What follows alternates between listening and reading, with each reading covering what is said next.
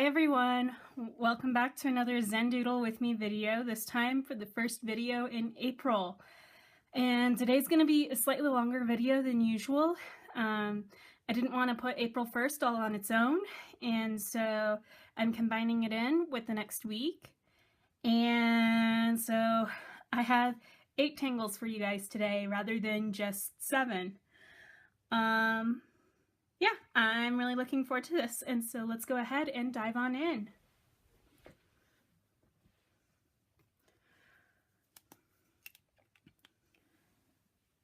The first tangle that I have for you all today is called Sneck, and it's by Hanny W. at Zen Joy.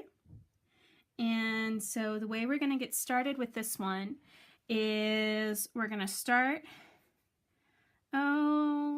in not quite all the way into the lower left corner, but good distance out from it, a little bit closer to the center. And just create a curve that comes up and around and doesn't quite go all the way back to the end. And from there, we're going to take the end that we didn't go back to and follow our curve back the other way.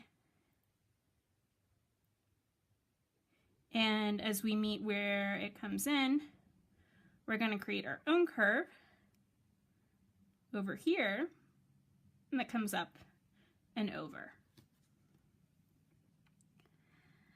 Finally, well, I say finally, but the next step is we're going to also follow this curve back around from a little distance away. So come up, over, around, and about the time where you get back to where we started, create another little curve that comes up and in. And last but not least, from our initial starting point, follow this last curve that you put in to create a frame around it and connect it all together. And one of the suggested ways to fill this in is to create embedded little tiers. So you start at any of the points that are made and just kind of slightly come in from the curve, come up, around, and back to your original point, and repeat that until you fill it all in.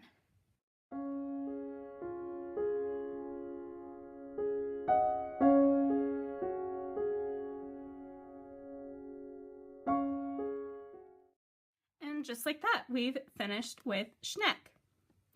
I think it's really cute. I can see a couple ways that you could choose to shade it in if you wanted to, and I hope you all experiment with that. But I'm going to leave this as is and go ahead and move on to the next tangle. The next tangle that I have for you all today is called Seahorse, and it is by Dorte Suepe-Kor. Hope I'm pronouncing that correctly, and I apologize if I mispronounced that. But the way that Seahorse gets started is you kind of want to do this elongated S, except the larger portion of the S is the top part. So we start at the top of our S, create a long circle or long curve, come down and do a small part on the bottom portion. So, but otherwise it follows the S curve exactly like you'd expect.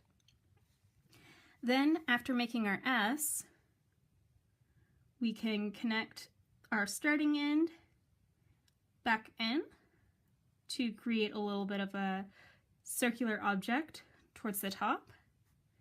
And then from the very top of that object, we're going to create a tangent line that comes out and then curves back in to everything else. And then finally, the other main part of this tangle is to create these little teardrop like feathers, and they can be as big or as small as you want,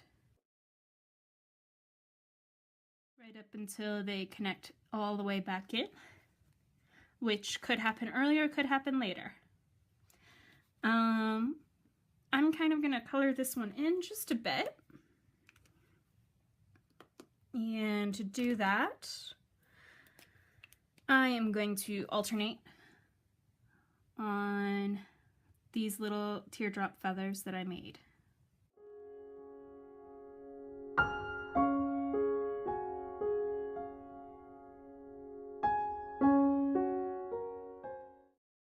And just like that, I've completed Seahorse. This is really adorable, and this is actually a type of shape that I love including in my art. So I will definitely be using this tangle again, and I hope you all enjoy doing this tangle as well. But let's go ahead and move on to the third tangle for this video. Okay, the third tangle that I have for you all today is called Fish Face. And to do Fish Face, I recommend you start either at one side or the other of whatever shape you're working in. I'm going to do my fish facing towards the right side, so I'm going to start on the left. But if you wanted your fish facing the other way, you could start them on the right. So the way to go about this is to kind of do this scallop shape. So instead of doing like a perfect line coming up to a point, instead you want to curve it just slightly.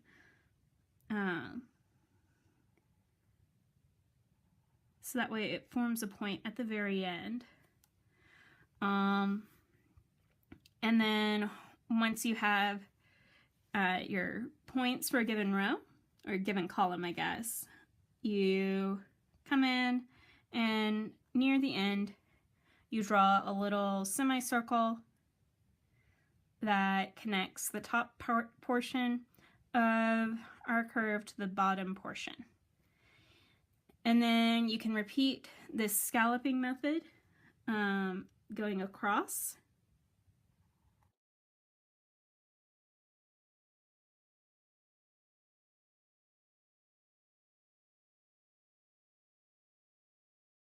All right, and once you have your fish bodies in place, the next thing you want to do is apply some scales.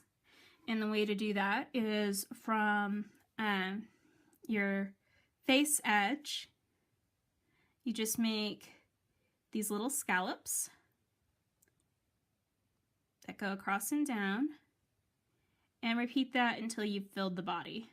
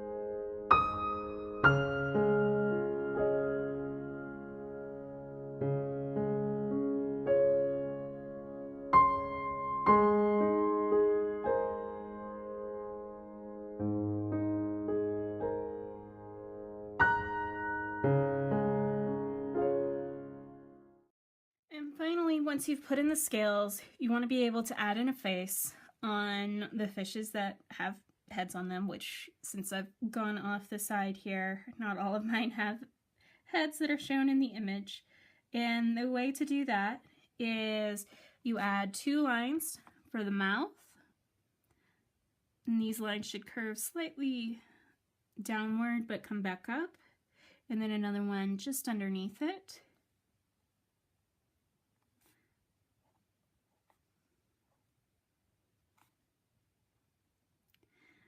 And finally, you want to include eyes. You do that by making 2 circles.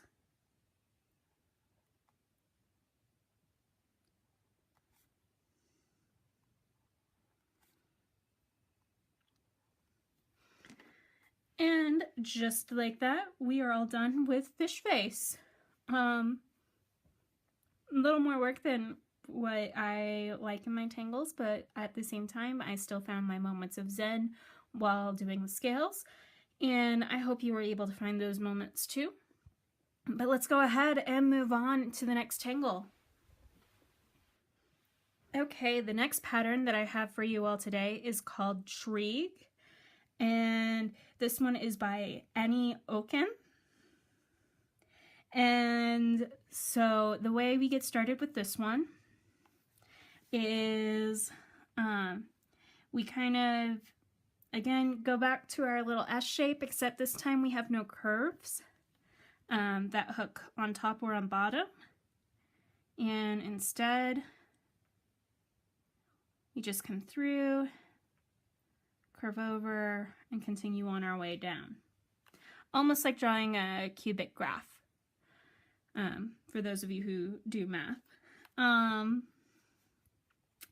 So one of the other things is at the very tips, you kind of want to thicken up the lines a bit, like so,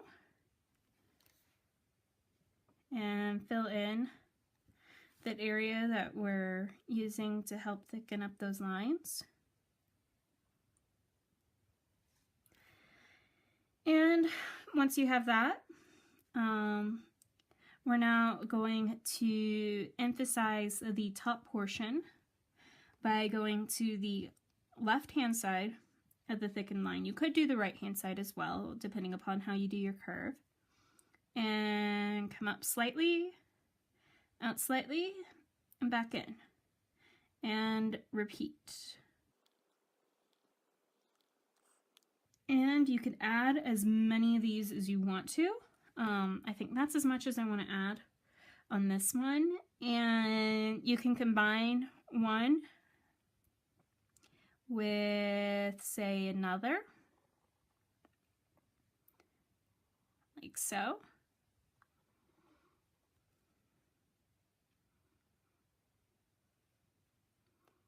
And for variety's sake, I'm going to have the flower go this way.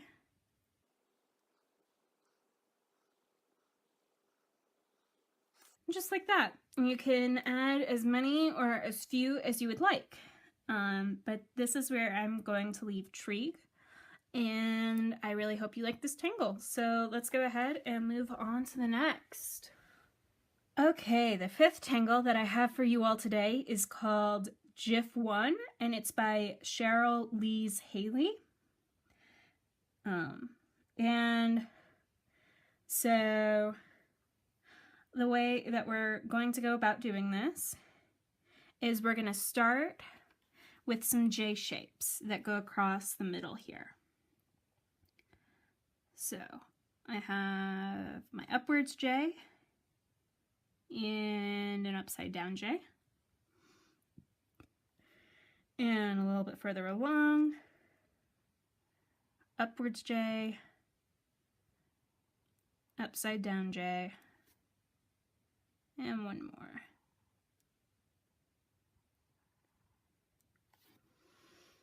So what you want to do with these J shapes is now connect the top of the upwards J to the starting point on the upside down J, or for me it's the starting point, and similarly connect the curve point to the straight point and the, like so, and repeat that for all of them.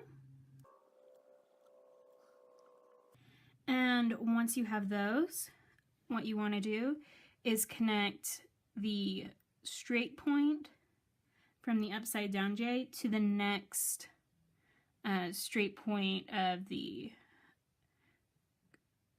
correct side up J, like this. And then with that final diagonal line in place, just create a curve that creates a bit of a leaf using this line.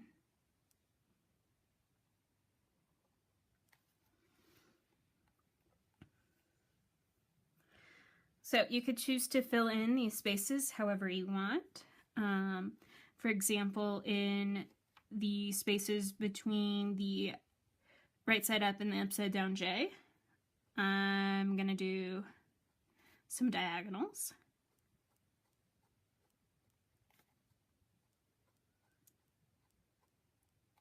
And in the leaves, just gonna do some dots. And just like that, I am all done with GIF 1. I think it's really cute. It's a nice little border piece to include, to go between like one pattern and another, I think. And again, you can choose to fill things in however you desire. But I'm gonna leave this one here and move on to the next tangle. All right, the next tangle that I have for you all today is called Striations, and it is by Emily Perkins. And the way you want to start off with striations is to make some parentheses. Except instead of doing the usual parentheses that face each other, we want to do pairs of parentheses that face away from each other. So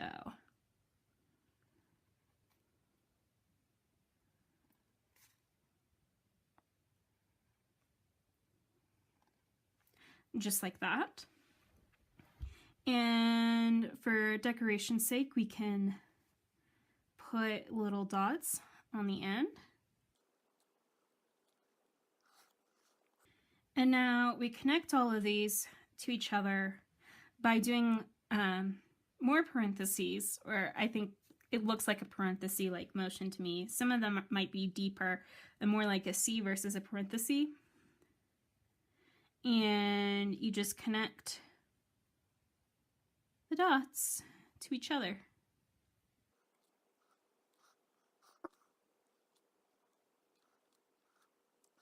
Just like that. And with the final curves that we drew in, so the curves that are facing up or down, we're gonna double those up.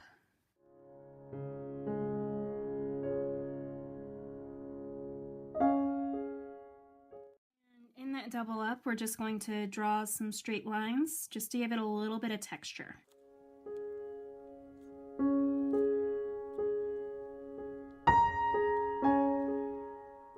And finally, another final move that we want to do before we completely end this is with these lines that we've now doubled up, above or below them, depending upon which side they're on, we're going to draw small tiny little circles. And just like that. And that is it for striations. I don't know about you, but to me this kind of looks like warped film in a way. So I could see it playing in line with, say, a movie-inspired art piece. But there's other things that it could also make you think of. And again, any suggestions that I make in terms of like how to fill lines in, like those are just suggestions. You can do whatever you want for yourself. But this is what I have and what I'm happy with, and so I'm going to go ahead and move on. Okay, the 7th tangle I have for you all today, I couldn't find the name of. My original source doesn't have the name of it, and backtracking it to its original source, which is Kunstkramkiste. The name is German, and I could not find the tangle on their website because their website's entirely in German. And while I can kind of sort of pronounce German, I can't read it all that well, so I will include a link to the original source down below, and maybe you can find the name for me. But let's just go ahead and dive on in to this one. And for this tangle, they draw it up and down. To give myself a little more space, I'm going to draw it on a diagonal. And pretty much all you want to do is give yourself a nice little curvy line. And then about where the curve starts to change, just go ahead and draw yourself a little dot on those spaces. And from those dots, so this one for example, go ahead, come out just a little bit and follow the curve slightly up. And then come out a little bit further, again following the curve slightly up. And again from that same starting point, following the curve, going up.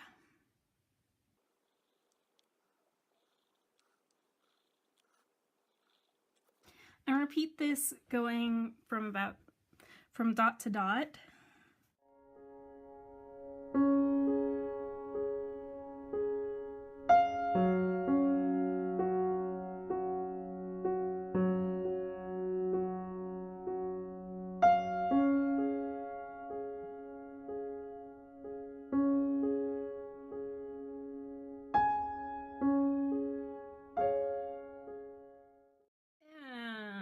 That is all I had the space for, but obviously if you had a longer curved line, you could be doing this for a while.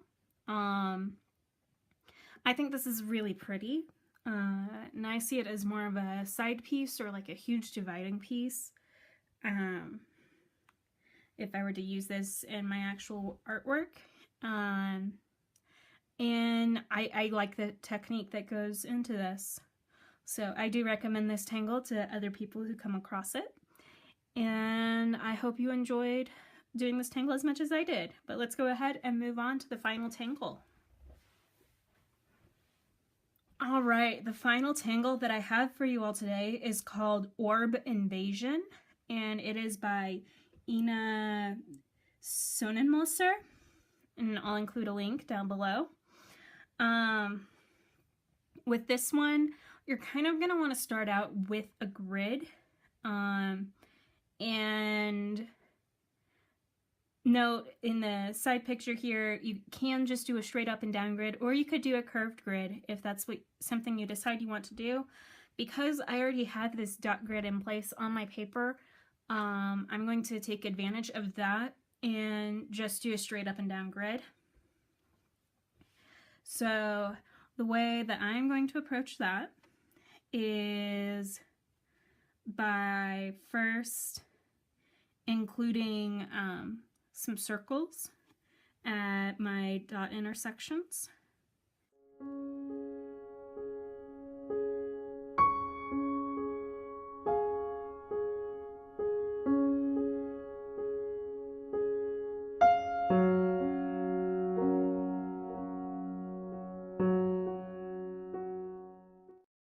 Just like that.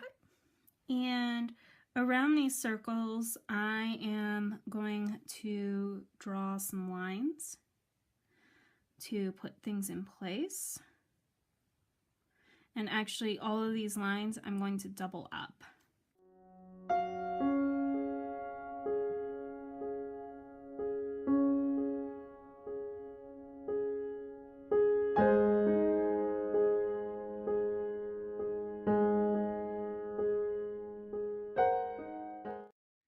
Now that I have the vertical lines in place, I can now also create some horizontal lines that will also look doubled up.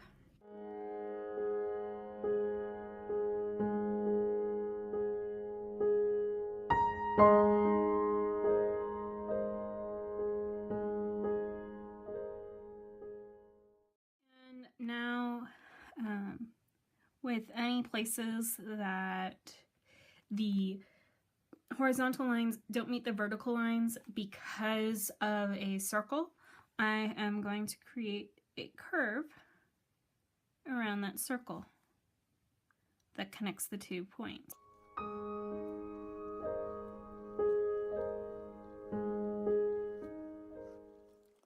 Just like that. And so once I have all of my grid lines in place, I can choose to fill this in however I want.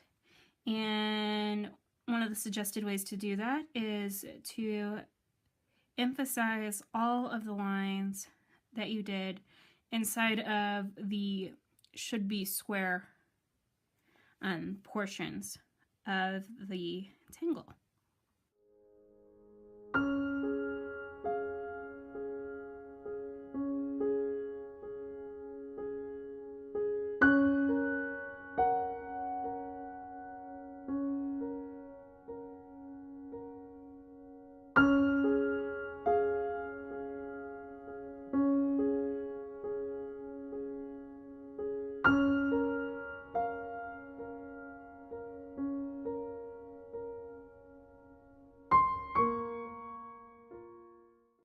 Just like that, we're all done with Orb Invasion. So yeah, I think this pattern's really, really cool. To me, it kind of looks like a hedge maze almost. But yeah, I think it's neat. I hope you all enjoyed it, and that is it for this tangle. Okay, that is it for this video. I really hope you enjoyed doing all of these tangles with me, and I hope you enjoy doing them on your own time as well. Thank you for tuning in. If you like this video, please give it a thumbs up, and if you want to continue to see more videos like this, go ahead and click the subscribe button. But that is it for me this week, and I will see you all next week. Until then, take care and have a wonderful, wonderful week. Bye.